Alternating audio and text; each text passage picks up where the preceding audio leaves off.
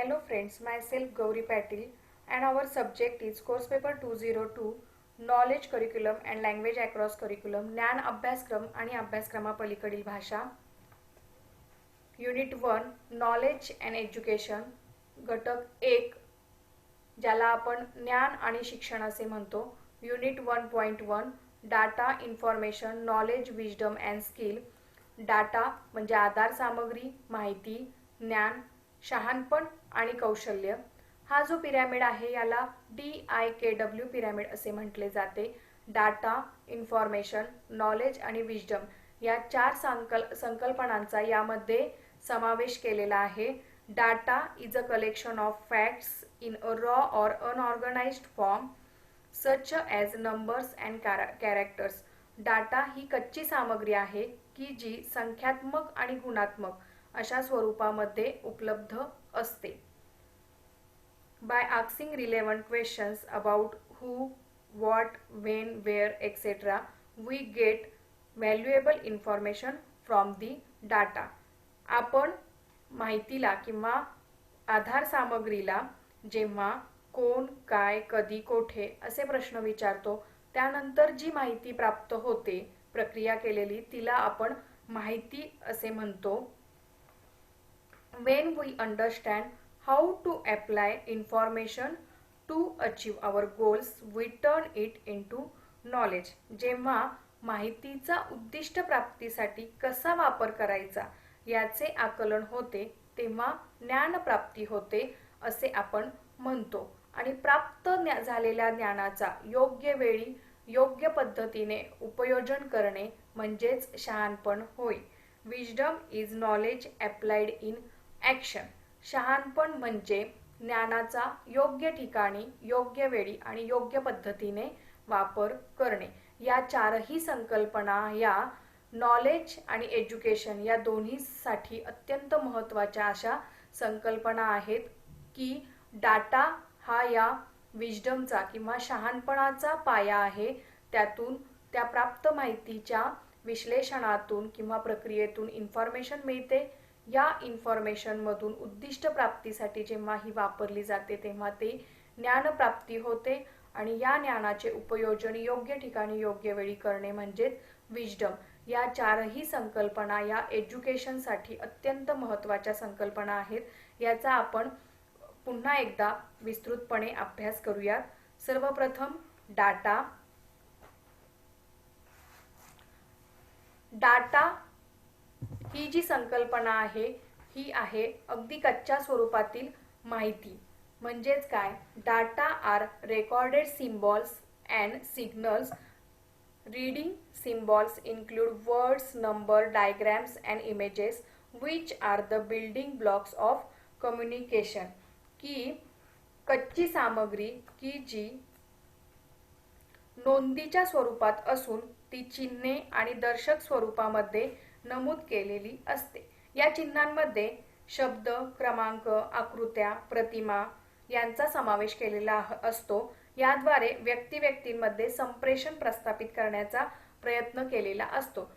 ॲकॉफ यांची व्याख्या आहे कच्च्या स्वरूपातील माहिती ही चिन्ह स्वरूपात असून त्याद्वारे वस्तू प्रसंगांचे गुणधर्म दर्शविले जातात. Data are defined as symbols that represent properties of object events and their environment.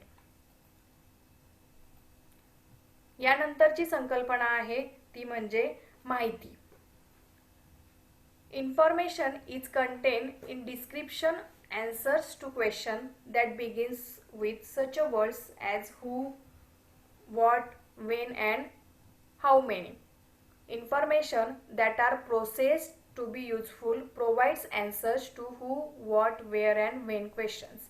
म्हणजेच काय तर माहिती ही अशी क्रिया आहे किंवा माहिती ही वर्णनात्मक स्वरूपात असते. तसेच कोण कधी काय किती या सर्व प्रश्नांची उत्तर देणारी असते. संबंधात्मक जोडणीतून माहिती ही निश्चित स्वरूपाचा अर्थ प्रदान करते. चांगल्या माहितीचे काही कॅरेक्टरिस्टिक्स आहेत ज्याला आपण वैशिष्ट्ये असे म्हणतो. सर्वप्रथम वैधता. कोणतीही माहिती ही वैध स्वरूपात आपल्याला प्राप्त झालेली असणे किंवा होणे गरजेचे असते. त्यानंतर दुसरा आहे रिलायबल, विश्वसनीयता. ती माहिती ज्या पद्धतीने वैध आहे त्या पद्धतीने ती विश्वसनीय सुद्धा असणं गरजेचं आहे. टाइमली, की ती वेळेमध्ये उपलब्ध होणं आपल्याला गरजेचं आहे. Fourth, fit for purpose. आपला जो माहिती प्राप्त करण्याचा हेतू आहे त्या हेतूसाठी किंवा तो हेतू साध्य होण्यासाठी ती माहिती व्यवस्थित हवी आहे किंवा फिट बसली पाहिजे आपल्या हेतू साध्यतेच्या दृष्टिकोनातून ती. त्यानंतर आहे रिलेव्हंट, की ज्याला आपण सुसंगत म्हणतो, की आपल्या हेतू किंवा आपल्या उद्दिष्टांसाठी ज्या पद्धतीने आपल्याला माहिती हवी आहे त्याच पद्धतीने सुसंगतपणे ती आपल्याला प्राप्त असणं किंवा प्राप्त करणं गरजेचं आहे. ही चांगल्या माहितीची काही वैशिष्ट्ये आहेत. यानंतर आपण पाहूयात ज्ञान.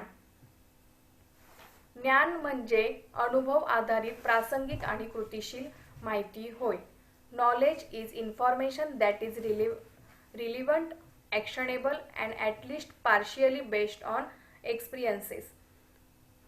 ज्ञान म्हणजे काय, तर ज्ञान हे माहिती असणे किंवा जागरूकता, माहिती, बुद्धिमान, सुज्ञान, विज्ञान, अनुभव, कौशल्य, अंतर्दृष्टी, क्षमता या पद्धतीने ज्ञान प्राप्त करणे होय. प्रात्यक्षिक क्षमता, व्यवहार ज्ञान, अध्ययन, बुद्धिमत्ता, निश्चितता या संकल्पनाद्वारे किंवा क्रियांद्वारे ज्ञान ही संकल्पना आपल्याला समजून घेता येते. ज्ञान ही संकल्पना अतिशय विस्तृत अशा स्वरूपाची आहे आणि आपल्याला सर्वसाधारणपणे ज्ञान हे शिक्षण प्रणालीतून प्राप्त होत असते. ही एक संकल्पना आपल्याला माहिती आहे. शैक्षणिक जीवनातील अनुभवांद्वारे ज्ञान हे आपल्याला प्राप्त होत असते. माहितीचे वर्णन, तथ्य, कौशल्य, अनुभव, संशोधन या घटकांचा ज्ञानामध्ये समावेश केलेला असतो. या सर्वांच्या व्यतिरिक्त ज्ञान हे आपल्याला पुस्तकी ज्ञान किंवा व्यवहार ज्ञान या सर्व बाबतीतही ज्ञानाचे प्रकार काही पडतात. अर्जित ज्ञान असेल किंवा निर्मित ज्ञान असेल, भ्रमित ज्ञान असेल, या सर्व प्रकारांची माहिती आणि ज्ञानाबद्दलची विस्तृत माहिती आपण पुढील प्रकरणात घेणार आहोत. या प्रकरणामध्ये संकल्पना आपल्याला फक्त अभ्यासायची आहे. यानंतर आहे शहाणपण. Wisdom is ability by which we discern or judge between right and wrong, good and bad. शहाणपण म्हणजे अशी क्षमता जी आपले ज्ञान आणि अनुभव यांचा उपयोग चांगले निर्णय आणि न्याय देण्यासाठी करणे होय. शहाणपण म्हणजे असे ज्ञान जे जीवनामध्ये अनेक अनुभवातून प्राप्त होते. शहाणपण ही एक अशी नैसर्गिक क्षमता आहे जिच्यामध्ये एखाद्या गोष्टीचे आकलन होणे ज्याचे आकलन इतर कोणाला होत नाही. शहाणपणामुळेच ज्ञानाचे उपयोजन कसे करावयाचे याची माहिती आपल्याला प्राप्त होते. शहाणपण ही ज्ञानाची अति उच्च अशा दर्जाची ही क्रिया आहे की जी सर्वांना सहजासहजी साध्य होते असे नाही आणि ज्याला ती साध्य होते ती व्यक्ती तिच्या आचरणाने किंवा व्यवहाराने खूप शुद्ध आणि चांगल्या पद्धतीने वागते किंवा तिचं जे आचरण आहे ते हे सुसंगत असे असते. त्यानंतर आहे कौशल्य, स्किल. ही थोडीशी वेगळी संकल्पना आहे जी आपली DIKW मध्ये नव्हती. स्किल विशिष्ट परिस्थितीमध्ये ज्ञानाचे उपयोजन करण्याची क्षमता म्हणजे कौशल्य होय. A skill is ability to perform an action with determined result often within a given amount of time. की पूर्व निर्धारित उद्दिष्टे साध्य करण्यासाठी निर्धारित केलेल्या कृती पूर्ण करता याव्यात या हेतूने व्यक्तीने अंगीकारावीत म्हणून विकसित केली जाणारी गुणवैशिष्ट्ये म्हणून कौशल्यांकडे पाहिले जाते. की आपला हा जो शिक्षक प्रशिक्षण हा जो कोर्स आहे BEd हा सुद्धा एक स्किल डेव्हलपमेंट प्रोग्राम आहे. प्रथम वर्षामध्ये आपण मायक्रो टीचिंग किंवा लर्निंग टीचिंगचे जे स्किल आहेत ते तुम्ही अभ्यासले आहेत की कोणतीही गोष्ट ही प्रशिक्षणाने किंवा सरावाने आत्मसात करता येऊ शकते. त्यामुळे स्किल किंवा विशिष्ट परिस्थितीमध्ये उपयोजन करण्याची जी काही क्षमता आहे हे आपल्याला आत्मसात करणं हे गरजेचं आहे. कौशल्य ही प्रयत्नाने साध्य करता येतात, त्याचबरोबर ती जन्मजात सुद्धा असू शकतात आणि ही स्किल जी आहेत ही स्किल संपादन करण्यासाठी प्रशिक्षणाची गरज असते आणि त्यासाठीच आपल्याला सेवापूर्व प्रशिक्षण जे आहे BEd हे आपल्याला ॲज अ टीचर तुम्ही जेव्हा जॉबला जाणार आहात त्यासाठी घेणं गरजेचं आहे. या सर्वांची उदाहरण आपण पाहूयात. इट इज रेनिंग म्हणजे बाहेर पाऊस पडत आहे. ही काय आहे तर हा फक्त एक आधार सामग्री आहे, डाटा आहे. The temperature drop 50 degree and then it starts raining म्हणजे तापमान 15 अंशांनी खाली आले आणि त्यानंतर पावसाला सुरुवात झाली. हे काय आहे तर हा एक अंदाज आहे, म्हणजे पाऊस पडत आहे याच्यावरून काढलेली ही काय आहे, एक माहिती आहे की तापमान खाली आलं आणि पावसाला सुरुवात झाली. If the humidity is very high and the temperature drops substantially the atmosphere is often unlikely to be able to hold the moisture so it rains. म्हणजे जर आर्द्रता खूप जास्त असेल आणि तापमानात मोठ्या प्रमाणात घट असेल तर हवामानामध्ये बऱ्याचदा ओलावा ठेवण्यास असमर्थ असतो आणि तो पावसाच्या स्वरूपामध्ये काय होतो, पडतो. म्हणजे हवेतील आर्द्रता वाढली आणि तापमान घटले तर पाऊस पडतो. हे काय झालं, हे ज्ञान झालं की पाऊस पडण्याचं कारण काय आहे याविषयीचं जे काही ज्ञान प्राप्त झालं आहे ते काय आहे, ज्ञान आहे.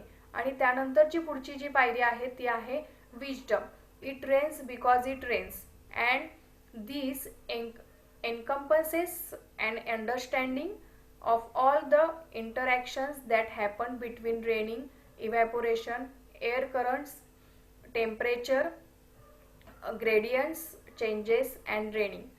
हे काय आहे विजडम, की बाष्पीभवन, हवा प्रवाह, तापमान ग्रेडियंट्स किंवा जो काही वातावरणातील बदल आहे, पाऊस आहे यांच्यामध्ये होणाऱ्या परस्पर संबंधांचं आकलन यामध्ये होतंय आणि त्यामुळं तो पाऊस काय आहे, पडतो आहे. म्हणजे फक्त आर्द्रता जास्त झाली म्हणून पाऊस पडला, तापमानात मोठ्या प्रमाणात घट झाली म्हणून पाऊस पडला असं नाही. तर हा पाऊस बाष्पीभवन असेल की समुद्रातलं पाणी हवेत जातं बाष्पीभवनाने, त्यानंतर ते ढग होतात त्याचे आणि त्यानंतर जो काही म्हणजे वॉटर सायकल आहे त्या सर्वांचा अंतर्भाव करून पाऊस पडण्याचं जेव्हा कारण व्यक्ती शोधते तेव्हा तिथे काय झालेलं असतं, त्या व्यक्तीचं शहाणपण किंवा ती व्यक्ती विजडम पर्यंत पोहोचलेली आहे ज्ञानप्राप्तीच्या बाबतीत असं आपण म्हणू शकतो. हे झालं उदाहरण. यानंतर पाहूयात होमवर्क. काही प्रश्न मी तुम्हाला देते आहे, यांची तयारी तुम्ही करून ठेवा. Explain the following concept giving examples. Data, information, knowledge, skill and wisdom. खालील संकल्पना उदाहरणासह स्पष्ट करा. आधार सामग्री, माहिती, ज्ञान, कौशल्य आणि शहाणपण. Explain the relationship in the following concept with example. Data, information, knowledge, skill and wisdom. खालील संकल्पनाचे परस्पर संबंध उदाहरणासह स्पष्ट करा. आधार सामग्री, माहिती, ज्ञान, कौशल्य आणि शहाणपण. ओके.